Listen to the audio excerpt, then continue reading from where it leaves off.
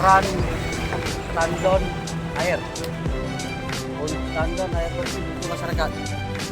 Polri hadir untuk masyarakat. Oke, sekian, terima kasih. Belum selesai.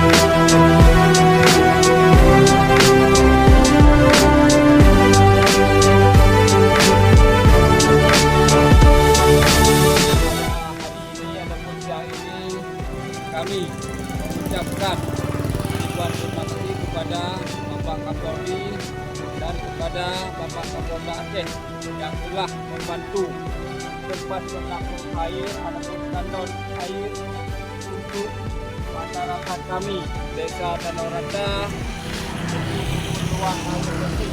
Dan juga terima kasih kepada Bapak Kapolri. Sekian, terima kasih. Assalamualaikum warahmatullahi wabarakatuh.